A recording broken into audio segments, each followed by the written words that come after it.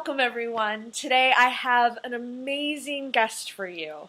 Grace Gold is a multimedia journalist who provides beauty expertise and reporting on air, in print, and online.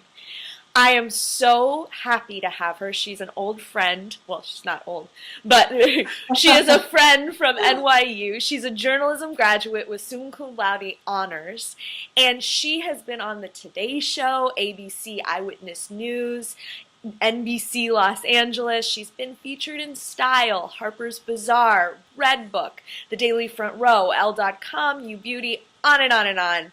But more importantly to me, she's just an all-around amazing person. So welcome, Grace. So wonderful to have you. Thank you so much. And I think I'm going to hire you as my new publisher. Thank you. Tell us a little bit about what you do.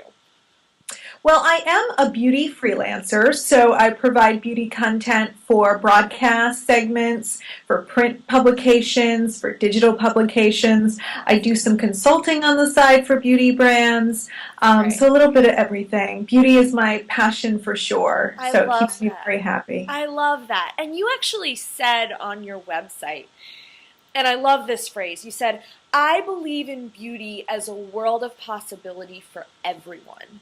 Because I know there are some days where I don't feel beautiful, but that world of possibility, and it's so inspiring. Can you explain that?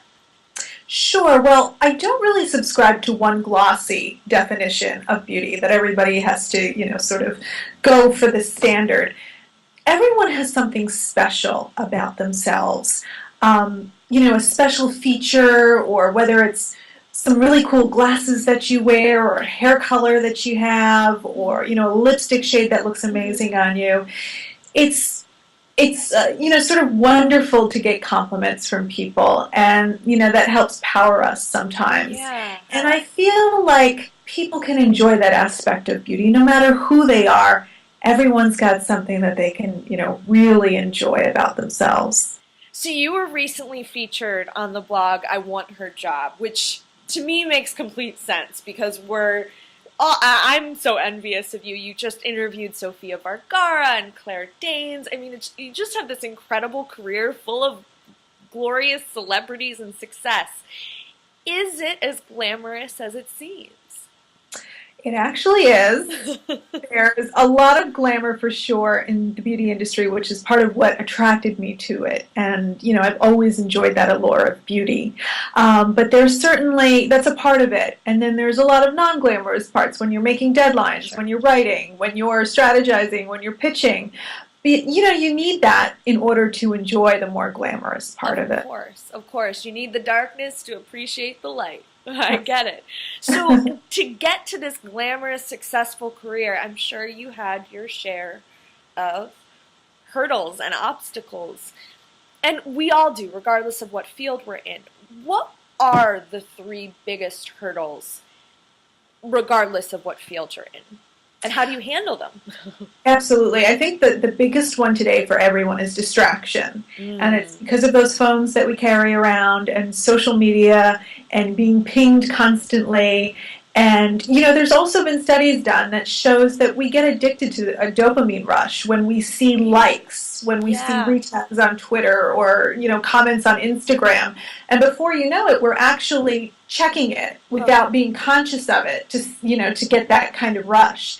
So I go on digital blackouts when I'm trying to get work done. And that means I just have a Google screen up to sort of help with whatever I'm doing, but absolutely no email up, no social media. The phone has to be silenced because you really need like a block of 1 or 2 hours at least to get into something and to really make progress with it. So I think just not being able to concentrate is a big hurdle for a lot of people today. I also think persistence, lack of persistence. And that doesn't mean just trying once or twice or 3 times. It means just going until you get it done. And for me personally, I interviewed probably 7 or 8 times before I landed that first magazine job.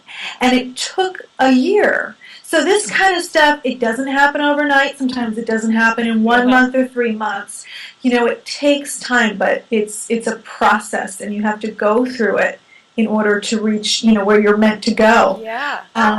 And I would say the other thing is paying too much attention to folks who don't have the best advice for you.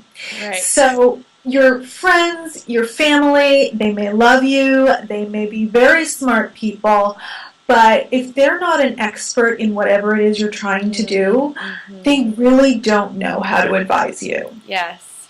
Yes. So it's very important to not be pulled by what people are telling you is the smart thing to do, is, what you should do, what makes sense. You've really got to work with the compass of what you're passionate about and what you want to wake up to do every day. I love that. I love that. And that brings me to the concept of how do we deal with difficult people? Because I feel like as hard as I try, I still have people kind of yammering at me.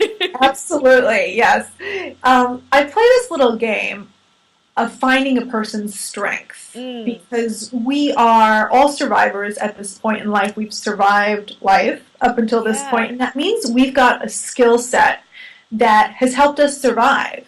Everyone's got something that has helped them get there. And, sometimes with difficult people, it's that skill, that maybe brashness or speaks their mind or very, persistent, that can make them a difficult person. But if you see it as their strength, you sort of, you get them, you understand, you relate to them in a sense. And you can learn from them, which is beautiful. You can learn from them, absolutely. And that's a great point. So some people who, I personally just don't like, they're not nice people to me. Right. I have been able to learn from their strengths. I love that. I love that, because it really opens us up to just finding the connections and to learn from each other. That's Absolutely. Great. Yeah. And so at NYU, you were just one of those incredible, dynamic people, always inspiring others. How did you... As for you. Oh, thank you. How did you get to be so creative and to create your own path? Well, I think it's very important to surround yourself with people who are creative, who are open-minded, and within your inner circle, so your very good friends, it's important, of course, to have people who love you and want the best for you. But you also need folks who keep you honest, who are honest, who don't BS you, who push you, who tell you when you can do better or how you can do better, or maybe something you should consider or try. And these type of people, even on their own journeys, influence your own and make you think about things that you can try or do. And if you're not in a community where maybe those people are physical, physically around you, you can do it digitally these days. You can find communities of like-minded people to help that. Glow Effect community. Absolutely. I'm going to plug that in there. Yes. So, like the Glow Effect, you can be inspired by people who help you create that creative path for yourself. I love that. I love that. What is one thing that we could start doing today that would help us create that glow? Just one thing.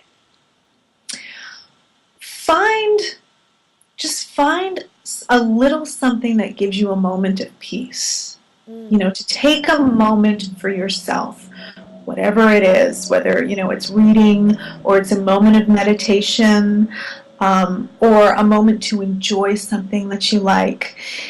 It's just slowing down and letting your mind take a moment. I think meditation is amazing, even if you can only do it for 60 seconds. Yes. It allows everything to just stop. And you can, instead of reacting to everything in your life, you can take a moment and decide what you want, what the path is that you want to clear for yourself, even if it's just for that day. It doesn't have to be this big metaphorical thing. But, take this moment today. I take it every morning after I work out. I meditate for a minute to two Okay. minutes. Yeah. I'm not a big I That's can't do a lot fine. more, Yeah. but it's fantastic. And I say, what am I really going to concentrate on doing today and getting accomplished today? I love that because I just don't think we take enough quiet what do I want? And it slows down our responses so we can be more thoughtful and conscientious to people. That's wonderful. Right. Yeah. Thank you so much, Grace. This was wonderful to talk with you, and I've learned so much. I'm sure everybody out there has learned a lot. Thank So, you. Thank you so much for having me. oh, it's my pleasure. My Everything pleasure. you're doing is amazing, and I think if people stick with you, they'll have a lot of inspiration in the days. Oh, I appreciate it. I appreciate it. Well, thank you again for everything, and everyone out there, we will see you soon.